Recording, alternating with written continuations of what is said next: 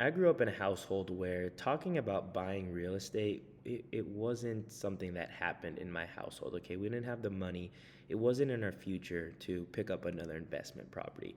And I put these numbers on here not as a sales tactic, but as a way to help educate because I hope everybody, and I feel everybody should be educated and exposed to just how powerful owning real estate can be. Okay, it's life changing. There's a reason why some of the richest people in the world do so through real estate. It's not through their job, it's not through the stock market, things like that, right? They get rich through real estate. And I put these numbers up here because I want to show you the power in owning real estate. And I hope you stick with me through the end of this video so you can see these numbers, because I really do think it'd be beneficial for you. But I want you to understand that as we're going through these numbers, I understand that there's a lot of variables, okay? This is just a basic guideline to show you the power in owning real estate. I want to break it down, I want to go over these numbers, and I really hope you stay to the end so that you can understand what potential is out there in owning real estate, okay? So I took very generic numbers as very safe, okay? I played these very safe, very conservative, okay? But let's break this down. If you buy a $450,000 house, it's a 3.5% down payment on an FHA loan. That's $15,750. Let's say you get 2% closing costs, which if you use me as your realtor, we're gonna get those covered, especially in this market here in Arizona. But let's say we don't, right? Let's say we don't. That's $9,000.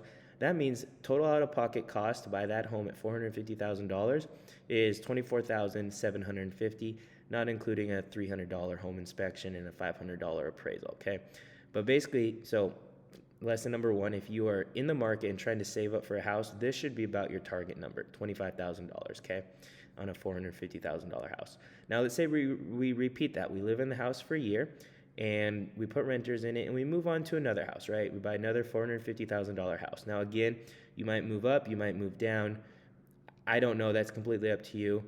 But let's say you buy another $450,000 house because that's the median price here in Arizona right now.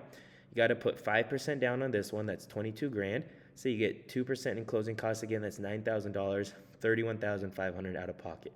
You repeat that for house 3, 4, and 5. When you add all that up over the course of 5 years, which is really only about 30 grand a year, you're spending about $150,000 in down payment and closing costs to own 5 homes, right? Sounds like a really big number.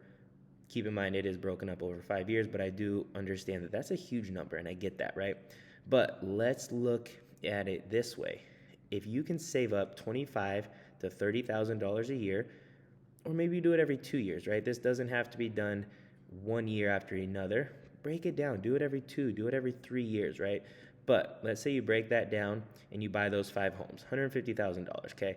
What happens in 30 years? Okay, let's look at the number. Your original price of the home was $450,000. The resale price in 30 years, I put it at $550,000. Now let's just keep in mind that that's very conservative depending on the size of the home and the location of the home and the age of the home, things like that, what happens with the market, things that we can't predict. But let's just be conservative and say you resold that home in 30 years at $550,000. And yes, I do think that is conservative.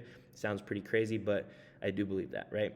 You take out the commission, you take out the closing costs, you're now selling that $550,000 with a net proceed, because remember, it's paid off for $520,000, okay?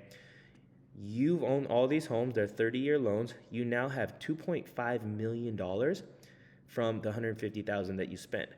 But that's not all. Now let's look at cash flow, okay?